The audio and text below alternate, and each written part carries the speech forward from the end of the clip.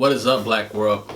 You're here with your boy Chris, and today we're going to talk about leadership. I wanted to talk about leadership, and I want to end this conversation with a book recommendation. And this is one of the best books that I've read all year, so you're going to want to stay tuned to the very end.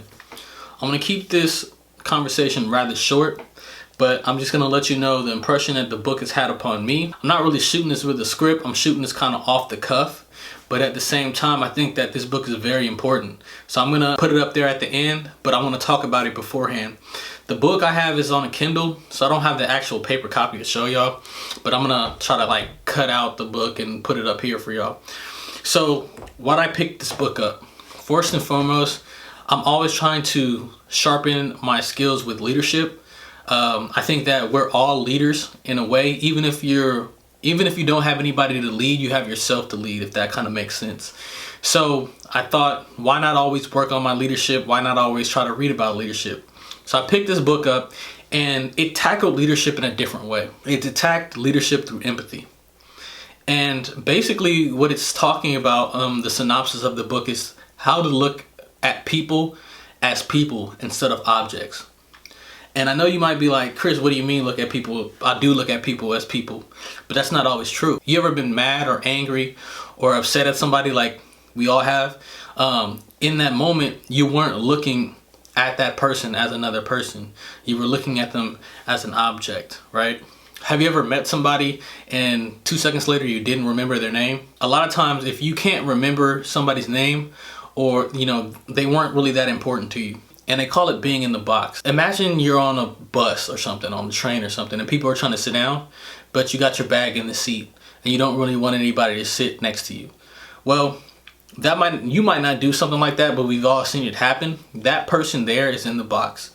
They're not looking at people as other human beings. They're not looking at people as humans getting on the bus with a need to sit, with needs, fears, and goals just like their own. They're looking at them as threats, as enemies, as somebody who I really don't want to sit next to me, somebody who I don't really want to be bothered with.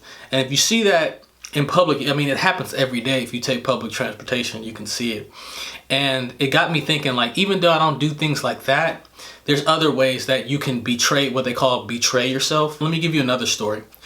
Imagine, you have a baby and you have a wife and you have work tomorrow. And I don't know if you ever had children before, but they wake up all times through the night. So imagine the baby wakes up and you're like, hey, maybe I should get up and help or take care of the baby. But then another thought comes into your head where you're like, oh, well, I'm just gonna wait it out and see if my wife or my girlfriend or my significant other wakes up and takes care of the child. So she might be asleep, you don't know that, or she might be awake and she might be doing the same thing to you. In the meantime, the baby's still crying.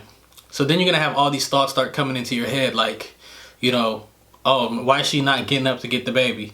Is she lazy? Is she this? Is she that? You start calling her all kind of names in your head, and then you start inflating yourself. I have work tomorrow. It's very important.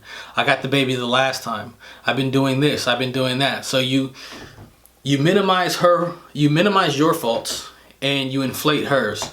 And you do that through self-betrayal. So this book talks about those, and it talks about being in the box and how you can be out of the box. And I think it's a great book. The book is called Leadership and Self-Deception. It's written by an institute, so it's written by several authors, but it's called Leadership and Self-Deception. And when I picked up the title, I was like, self-deception, what is that? How am I deceiving myself? I'm real with myself. But that's not the case. We deceive ourselves all the time. One way I was deceiving myself, and I'm gonna keep it 100, was by not shooting YouTube videos for a while.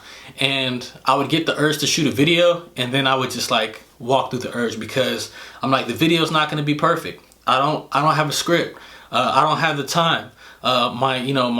My setting is not right. The lighting is not right. I would come up with all these ideas and deceive myself into not shooting a video.